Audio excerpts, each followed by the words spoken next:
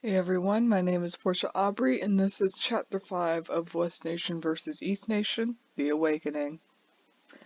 The sun slowly rises in the distance, burning up the monsters in its morning heat.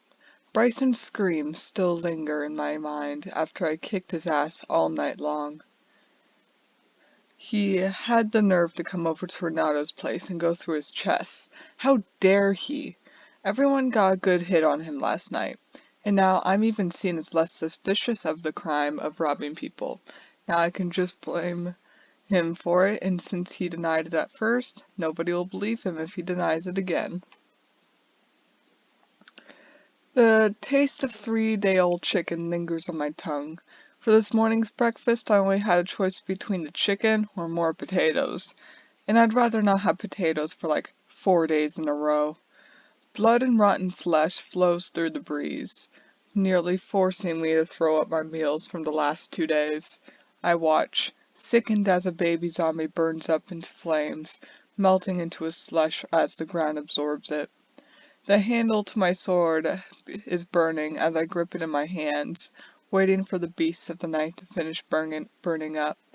It's a shame that those green, explosive monsters don't die along with the others in the sun. I shall call them sizzlers, because their insides sizzle until they finally explode. The sun reaches just below the center of the sky, and other than the monsters with helmets on, most of them have died off to the day. They will rise once more when the sun descends upon the horizon, and the moon rules the sky. My mouth is dry, and hands start to shake as I open the door. The thought of a sizzler possibly being around the corner and killing me any second is dreadful. I take a deep breath and burst through the door, not even bothering to check my surroundings as I sprint down the steps. A huge bee the size of my head floats by and lands on a large sunflower that reaches up to my shoulders. Sunflowers surround the land, along with a few others, though the area is definitely sunflower dominant. They take over the vast green and stone hills, facing the sun like worshippers praying to their god. There's a large spider exiting a nearby cave, but they show me no harm. They are only dangerous during the night. Today I'll be checking out the other side of the village, since I've mainly been going to the large watery mountain and Little Japan for the past few days. I think it'll be good for me to go the other way this time. Who knows? Maybe I'll find the perfect place to build my house. Alberto, I swear to God, I will burn down your bamboo forest. Rodrigo groans and shouts. Why you gotta hate on the bamboo? Alberto asks with a chill-out facade. Oh my God, it's spreading, Angel says with astonishment in his voice. It's like a plague. A few of us start to laugh. The bamboo plague, I name, through a chuckle. Wait, Alberto. What's up? He asks, this time with no hint of annoyance or hate in his voice. You don't even have any pandas. Why the fuck do you have so much bamboo? I ask, bringing up the fact that he lacks the creatures that actually eat the plants that are slowly infesting the land. Exactly! Rodrigo laughs, showing no ill will in his tone. You build it and they will come. I laugh, and the others promptly join in. You can use it for building things, Alberto excuses, his voice going into a slight squeak and back to deep for a moment.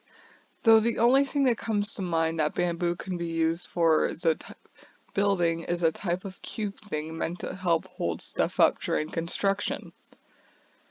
Their voices fade into the back of my mind once more, when the sight of a cobblestone wall comes into view. It's only a few feet high, but it appears to take over a large area of grass, hills, and mountains.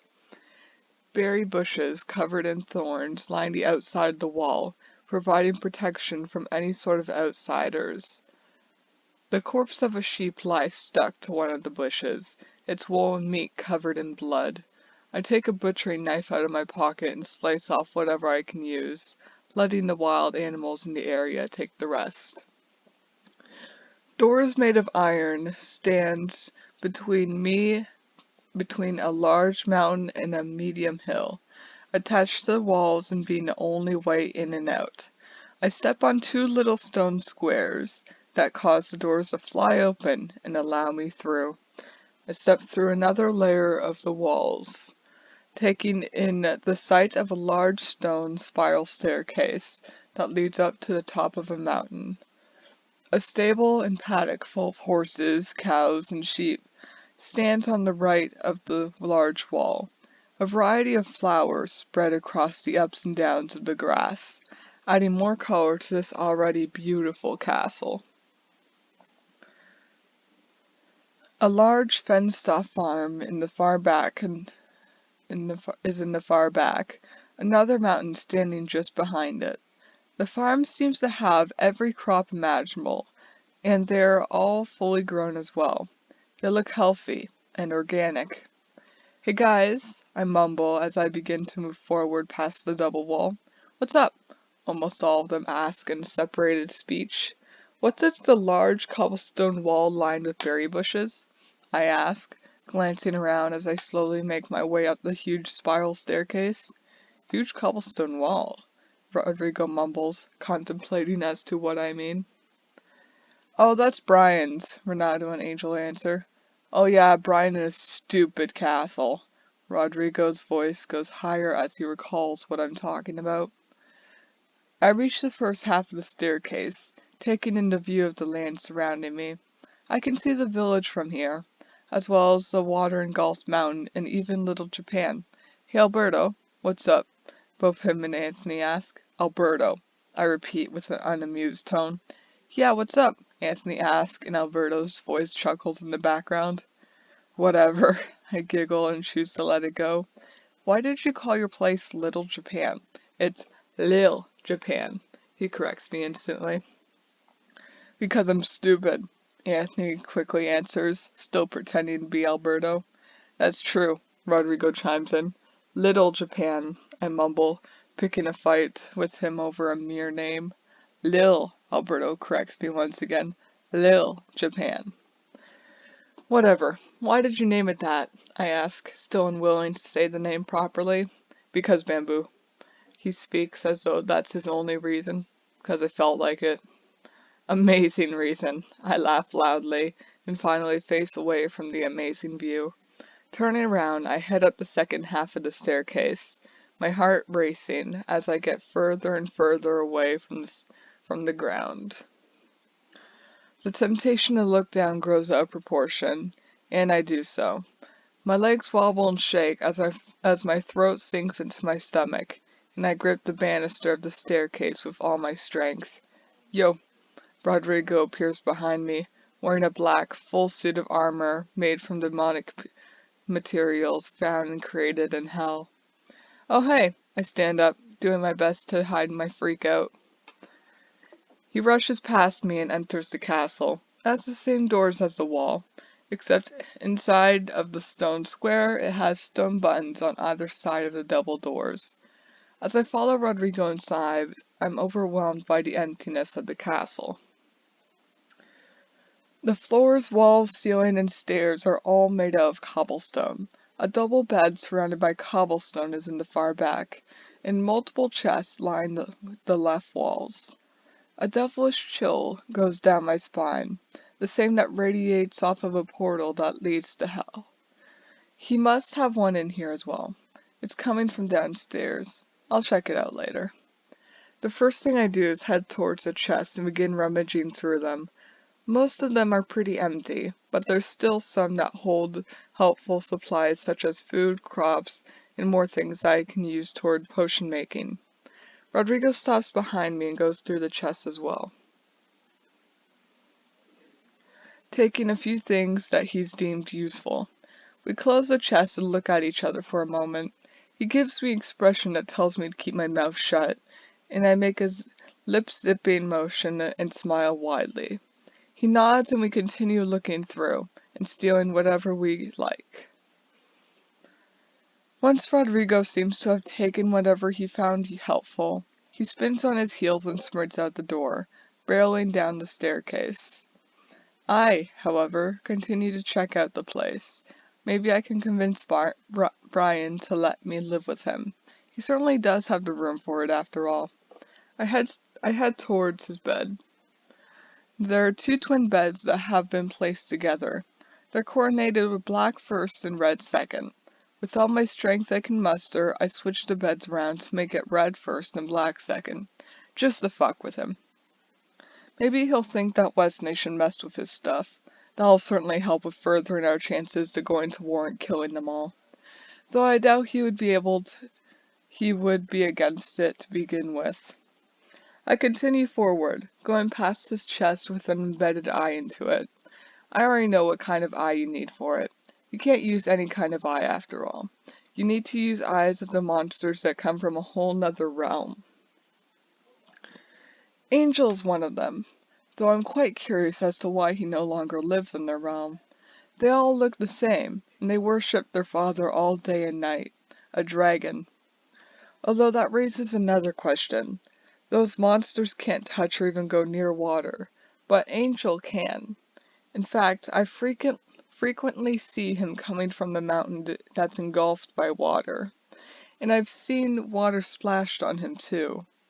Maybe that's why he left the realm. He's different and was possibly heckled because of it.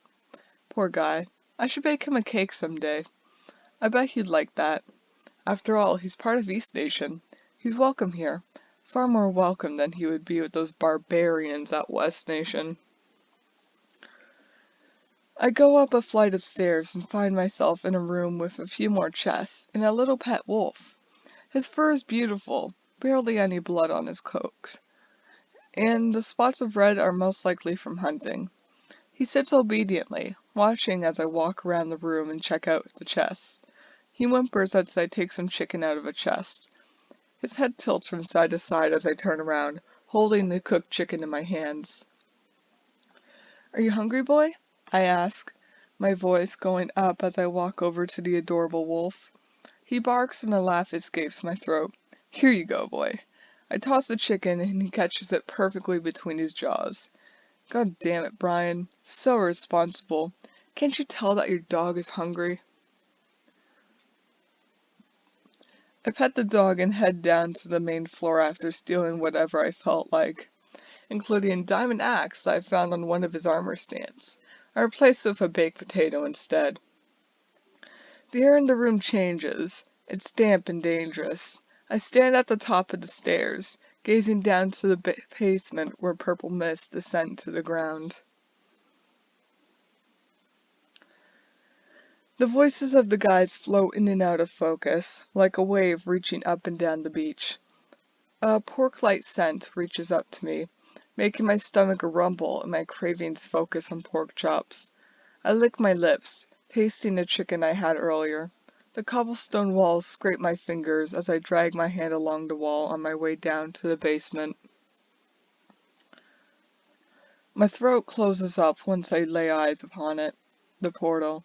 It's been built just under the staircase, and the swirls within the purple liquid are far more defined than I've ever seen before. There's also a cell or testing area taking up an entire wall of the basement. Iron bars line the top and bottom of the space, and other than a few beds, I see nothing that can be a clue as to what this thing is for. The doors of the castle open and shut once again. My heart races as footsteps become closer and louder with every bit of movement. The voice coming from behind me is deep, energetic, and fast, grabbing my attention and making me flinch as he asks, "What are you doing in here?" And that is Chapter 5 of West Nation vs. East Nation, The Awakening, and I hope you all have a great day.